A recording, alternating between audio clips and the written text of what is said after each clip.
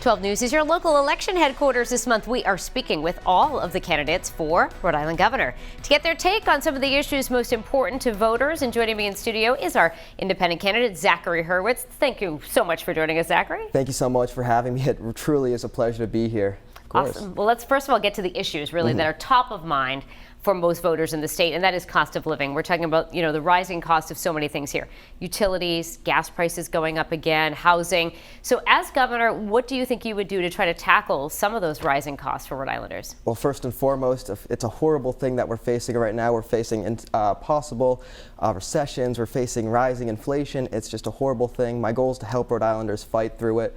And whether that be tackling the rising energy prices, because it's going to increase to 47% next year, if we could tackle that and lower the cost, it'd be absolutely amazing. And that's also, if we're able to tackle affordable housing and help the cost of living and keep the cost of living down, we're able to hopefully help Rhode Islanders get through this and to more prosperous times. All right, so another issue locally, nationally, abortion. It does remain legal in Rhode Island despite the Supreme Court's decision to try to overturn Roe v. Wade. So as governor, and we're asking all the candidates this question, would you support insurance coverage for state workers and Medicaid recipients who seek abortions as part of a state budget proposal? Why or why not? Well, first off, abortion is just a very controversial topic, and my goal for everything is to try to bridge the gap between such a controversial issue and such a divisive topic. But I agree when it comes to allowing Medicaid and allowing abortion for Medicaid, because at the end of the day, that's what I want to do. I want to keep women safe, and when it comes down to it, hopefully increase in education so we can keep the amount of pregnancies down, the amount of unwanted and accidental pregnancies. Hopefully with that, we're able to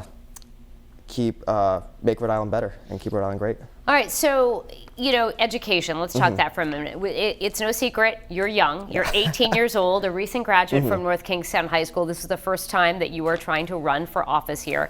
So as a graduate of public schools in Rhode Island, give us your assessment of schools in the state, and what would you do as governor to try to improve public education? Well, first and foremost, I truly believe that education does need to be improved upon in our state.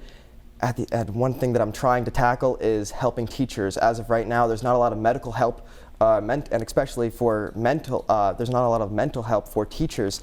I'm sure you heard of the story about a teacher who passed away at North Kingstown High School. That's where I graduated from.